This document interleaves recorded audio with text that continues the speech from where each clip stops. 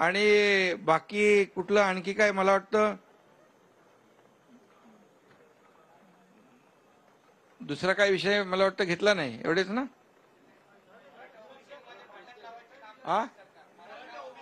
हा, मराठा ओबीसी मध्ये भांडण, तो एक विषय घेतला.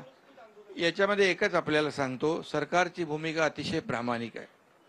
सुरुवातीपासून आम्ही भूमिका घेतली आहे मराठा समाजाला आरक्षण देण्याची, आणि ते देत असताना ओबीसी वर कुठलाही अन्याय होणार नाही, इतर समाजावर अन्याय होणार नाही, कुणाचंही आरक्षण कमी केलं जाणार नाही. ही भूमिका आमची स्पष्ट आहे.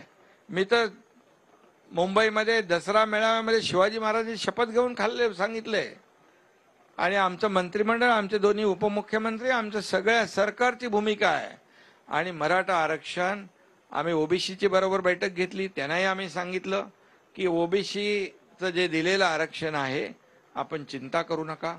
जे आता नोंदींचा जो विषय आहे तो शिंदे कमिटी काम करते, तो GR अगोदरचा, आम्ही काही नवीन काय करत नाही.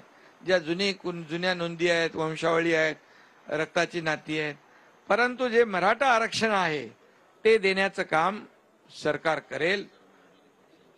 सर्व विरोधी पक्षांची त्याच्यामध्ये बैठक घेतली आम्ही, शरद पवार साहेब होते, सगळे लोक होते, आणि सगळ्यांना विश्वासात घेऊन आम्ही सांगितलं की मराठा आरक्षण देणार, टिकणार, कायद्याच्या चौकटीत बसणार, त्याच्यावर युद्ध पातळीवर काम सुरू आहे. सगळ्या गोष्टी मी तर सांगत नाही, परंतु मराठा समाजाने देखील विश्वास ठेवावा की आपलं जे आरक्षण काही मागच्या सरकारच्या चुकांमुळे गेलेलं आहे, जे देवेंद्रजींच्या काळात मी त्यांच्याबरोबर होतो, चंद्रकांत दादा इकडे आहेत, उपसमितीचे अध्यक्ष होते, ते दिलं, हायकोर्टने कन्फर्म केलं, दुर्दैवाने सुप्रीम कोर्टात रद्द झालं.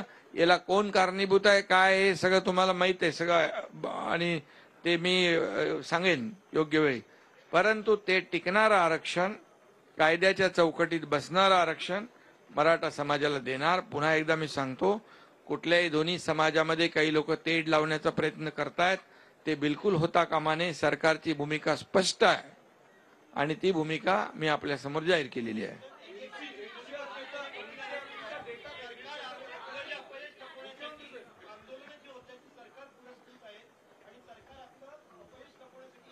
आता तो बिद्रे कुठं भेटला होता कोणाला? बिद्रे तिकडे तो दगड मारणारा, त्याच्याबरोबर फोटो कोणाचे होते? आता सगळं आम्हाला माहित आहे. ते पोलीस काम करतील आणि त्याच्यामध्ये दूध का दूध पाणी का पाणी होईल. या सगळ्या जे काय आंदोलन आहे त्याच्या मागे कोण आहे ते कळेल.